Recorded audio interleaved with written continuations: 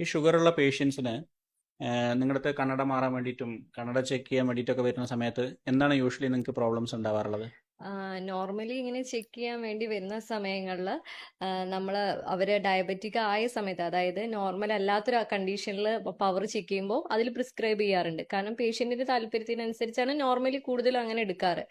അങ്ങനത്തെ ഒരു കണ്ടീഷനിൽ വീണ്ടും നോർമൽ ആയിട്ട് ഒരു ചെക്കപ്പിന് വരുമ്പോൾ പവർ നല്ല വേരിയേഷൻ വരികയാണ്. ഒരു രണ്ടാമതും അത് ചേഞ്ച് ചെയ്യേണ്ട ഒരു അവസ്ഥ വന്നുകൊണ്ടിരിക്കാറുണ്ട്.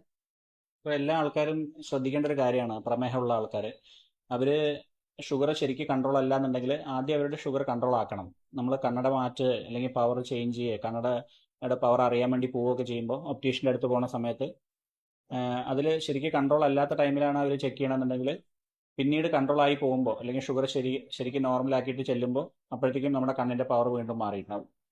അത് ഈ ലെൻസിൽ വെള്ളം കയറുന്ന ഒരു പ്രശ്നമുണ്ട് ഈ ഡയബറ്റീസ് ഉള്ള ആൾക്കാർക്ക്. അത് കാരണമാണ് ഇതിൻ്റെ റിഫ്രാക്ഷൻ ചേഞ്ച് ആവുന്നത്. അപ്പോൾ നമുക്ക് പ്രോപ്പറായിട്ടുള്ള ഒരു റിഫ്രാക്റ്റീവ് വാല്യൂ കിട്ടിയിട്ട് ശരിക്കുള്ള ഒരു പവറുള്ള കണ്ണട വെക്കണം എന്നുണ്ടെങ്കിൽ ആദ്യം നമ്മൾ ഷുഗർ പ്രോപ്പറായിട്ട് കൺട്രോൾ ആക്കിയിട്ട് വേണം പോകാൻ. ശരി.